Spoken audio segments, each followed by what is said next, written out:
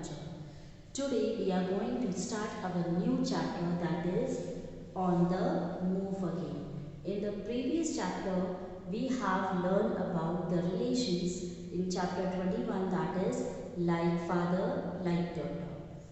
And in this chapter we learn about the village life or the farmer's life.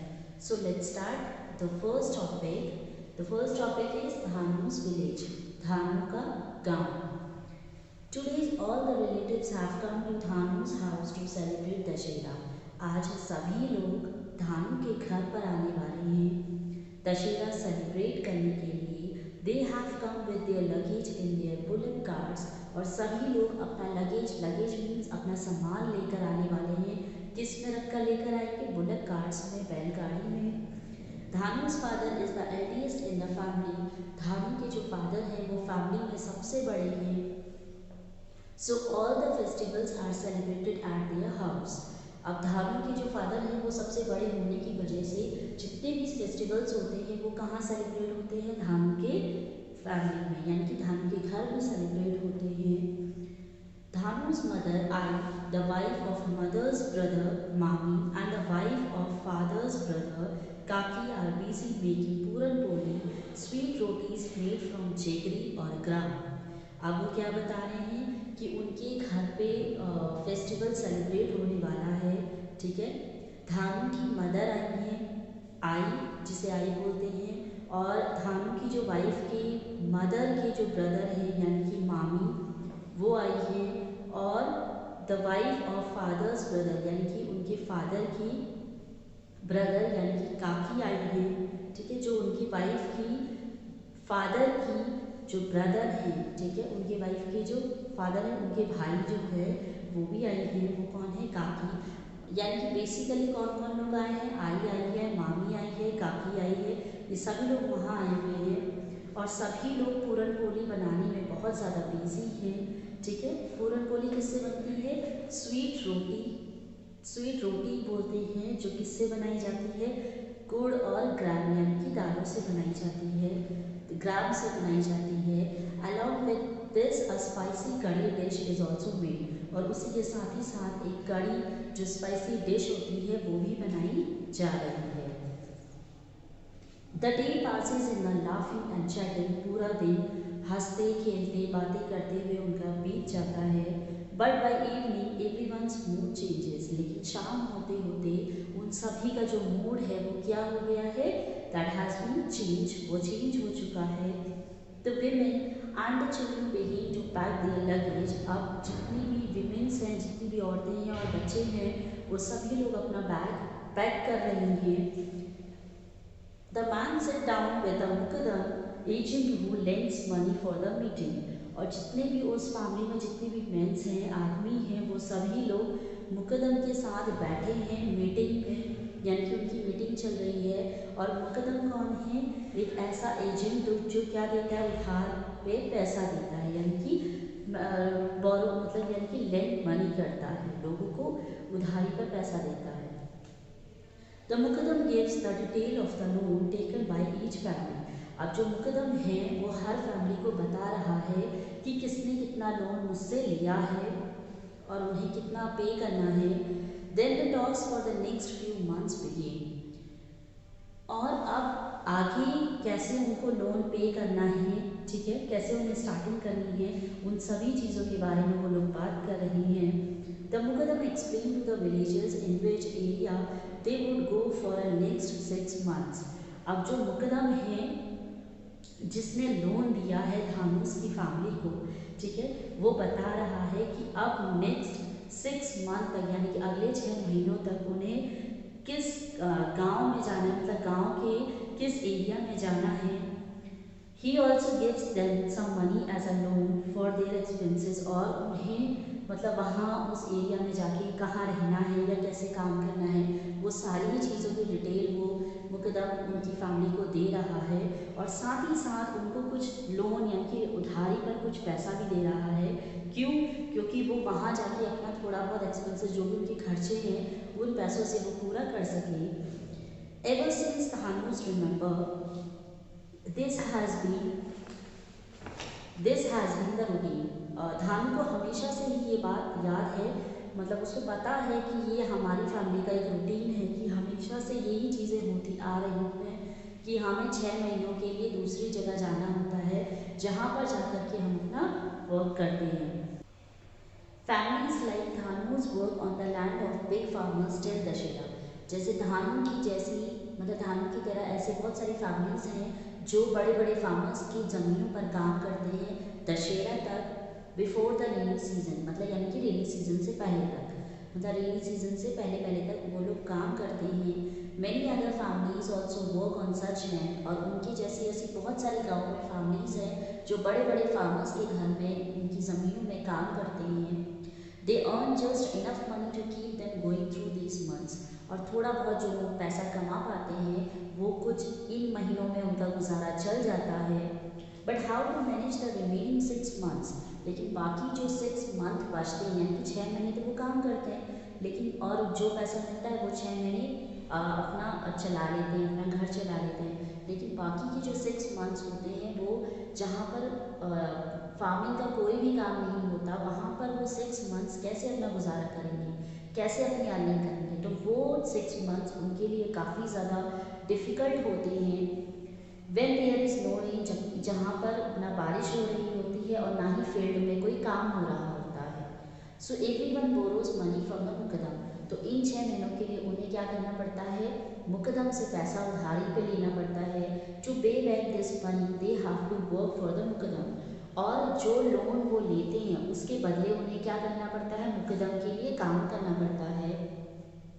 Mukadam is a agent for sugar cane factories, मुकदम क्या है, एक agent है जो sugar cane factory का, मतलब sugar cane factory जो होती है उसका वो एक एजेंट है। He helps them to find work in sugar cane field, और वो क्या करता है, बदले में उनकी मदद लेता है या उनसे काम कराता है, कहाँ, शुगर केन की फील्ड में, यानी कि खेतों में जो शुगर केन होते हैं गन्ने, वहाँ पर उनसे वो काम कराता है। Now in the next few months, Dhanu and his parents, his kaka and his 2 elder children, his mama, mami and their 2 daughters and 45 other families from the village will stay away from home.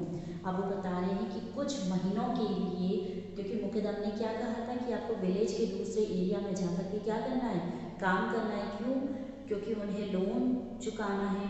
सो वो बताते हैं कि अगले कुछ महीनों के लिए धानु, उनके पेरेंट्स, ठीक है, उनके काका, उनके 2 बच्चे, उनके 2 बड़े बच्चे, मामा, मामी, उनके 2 डॉटर्स और 45 ऐसी बाकी गांव में फैमिलीज़ हैं जो सभी एक साथ उस गांव को छोड़कर अब दूसरी जगह पर जाएंगे जहां पर उन्हें काम करना है। In these 6 months, Dhanu and many children like him will not be able to go to school. अब वो दूसरी जगह जा रहे हैं कि अपना घर छोड़ के वो दूसरी जगह पर जाकर रहेंगे, तो क्या होगा, जितने भी धानु के जैसे और भी बच्चे हैं जो स्कूल जाते हैं, अब वो ये 6 मंथ्स स्कूल नहीं जा पाएंगे। Dhanu's old grandmother, aunt who cannot see, and 2 months old cousin sister who would stay back in the village. अब घर पे कौन कौन रहेगा, एक तो धानु की जो ओल्ड ग्रैंडमदर है, उनकी जो बूढ़ी दादी हैं वो घर पे रहेंगी, और उनकी आंटी जो देख नहीं सकती वो घर पे रहेंगी, और 2 मंथ्स ओल्ड कज़न, जो 2 महीने का छोटा कज़न है उसका, वो उसी गांव पर रहेगा। उसके अलावा जितने भी लोग हैं वो सभी लोग दूसरी जगह पर जाकर रहेंगे। In other homes to the old and the ill people stay behind, और गांव में बाकी जितने भी घर हैं वहाँ पर भी यही सेम थिंग होगी, यानी कि जो लोग बूढ़े हैं या जो लोग बीमार हैं वो लोग गांव में रहेंगे, और बाकी जितनी भी फैमिलीज हैं वो सब दूसरी जगह जाके रहेंगी। धानु Mrs his grandmother a lot, धानु अपनी ग्रैंडमदर को बहुत याद करेगा, मतलब उन्हें बहुत ज़्यादा मिस करेगा। Dhanu always keep wondering who will take care of his grandmother, और धानु ये हमेशा सोचता था कि वो अपनी दादी को घर पे तो छोड़ आता है, लेकिन वहाँ पर उनकी केयर कौन करेगा, उन्हें देखेगा कौन।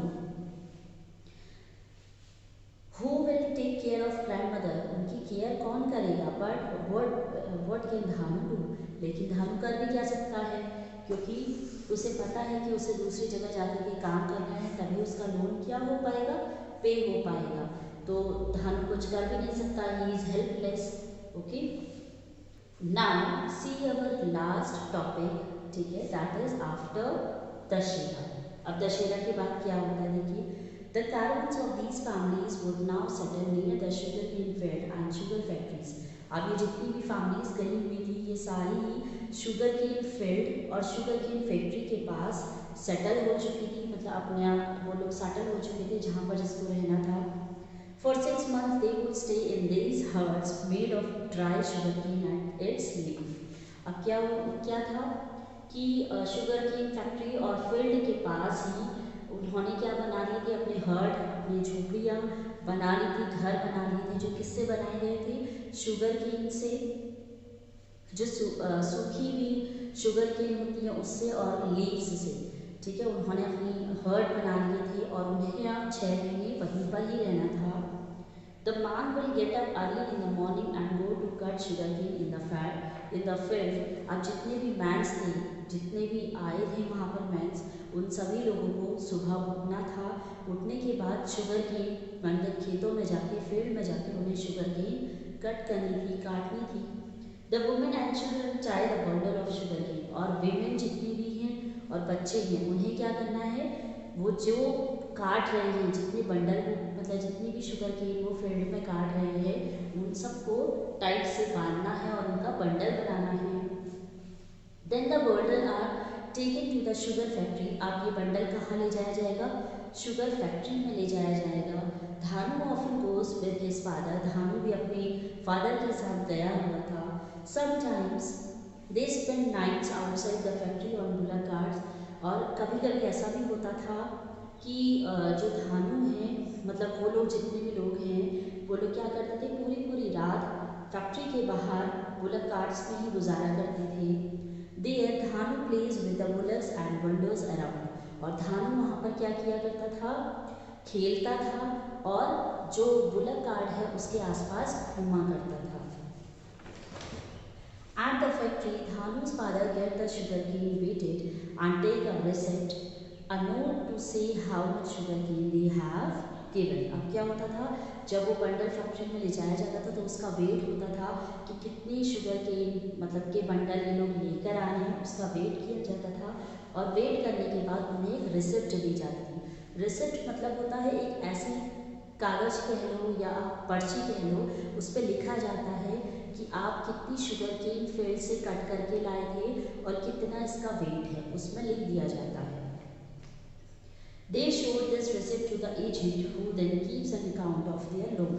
अब वो जो रिसिप्ट उन्हें मिलती है, जो पर्ची मिलती है, उस पर्ची को वो उस एजेंट के पास लेके जाते हैं। एजेंट कौन है, मुकदम। मुकदम के पास लेके जाते हैं और वो क्या करता है, मुकदम अपना एक अकाउंट में उसे लिख देता है, यानी कि एक कॉपी जैसी कह लीजिए, कंप्यूटराइज हो गया। अकाउंट्स में वो नोट करता है कि आज इसने इतने बंडल निकाले, आज इसने इतने बंडल दिए, आज इसने इतने बंडल दिए। जितने जो बंडल दिखता है उसका वेट रिसिप्ट में वो देखता है और उसे लिखता जाता है, ठीक है। और फिर उसका क्या होता है, लोन फिर धीरे धीरे धीरे कम होता चला जाता है, यानी कि जितना वो वेट कराएंगे उतना उनका लोन धीरे धीरे कम होता जाएगा। The agent also gave them some money for the next week expenses। Agent उन्हें कुछ मनी भी देता है, पैसा भी देता है, ताकि कुछ हफ्तों तक उनके खर्चे अपने चल सके। Then Dhanu's आई and मामी take the children to the nearby village market। और उन पैसों से फिर धानु की जो आई है, मम्मी है उनकी मदर और उनकी मामी बच्चों को साथ लेकर पास के गांव के मार्केट में जाती हैं।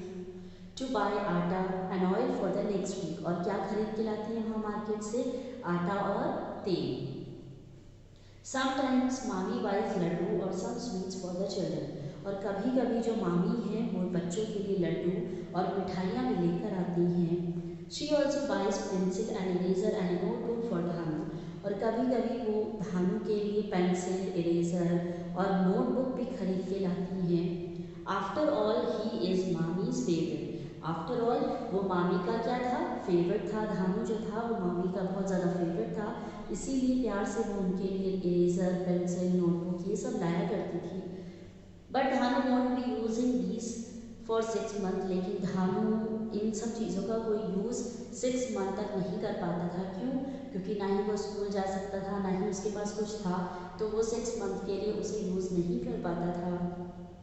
Because he won't be going to school, क्योंकि वो स्कूल नहीं जाता था, ना ही वो जा सकता था। Mami's wants Dhanu to study and become somebody in life, लेकिन मामी हमेशा से ये चाहती थी कि धानु पढ़ाई करे, स्टडी करे और आगे चलकर अपनी लाइफ में कुछ बन जाए। She does not want Dhanu to move around with his family like this. वो नहीं चाहती थी कि धानु अपनी फैमिली की तरह एक जगह से दूसरी जगह घूमता रहे। Mama and Mami tell Dhanu's parents, next time when we will leave our village after Dashera, we will leave Dhanu with Dadi and Chachi. तो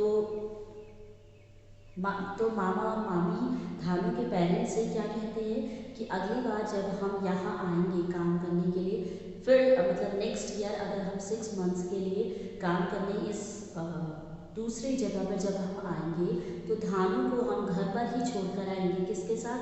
उसकी दादी और उसकी चाची के साथ। He will go to school like other children in the village, क्योंकि अगर वो गांव में घर पे ही रहेगा तो वो स्कूल जा सकता है जैसे बाकी बच्चे स्कूल जाते हैं। He should continue his study, वो अपनी पढ़ाई कंटिन्यू कर सकता है। He should study further and become somebody, और वो आगे की पढ़ाई करके अपनी लाइफ में कुछ और अच्छा बन पाएगा। मतलब अगर वो आगे पढ़ाई करेगा तो क्या होगा, वो अपनी लाइफ में कुछ बन पाएगा, और अगर वो अपनी लाइफ में कुछ बनेगा तो क्या होगा, उसे इस तरह से 6-6 महीने के लिए दूसरी जगह जाकर के काम नहीं करना पड़ेगा, और ना ही उसको इस तरह से लोन लेना पड़ेगा, ना ही वो कर पाएगा और ना ही वो अपनी फैमिली को करने देगा। ठीक है, so this is the story of this chapter, and with this we have completed this whole chapter. I hope you have understood this chapter nicely and correctly. If you have any doubt, you can see the video again, which will help you to understand the chapter nicely and clearly. Now we will meet in our next video with the next worksheet. Till then, bye bye, be safe and be healthy.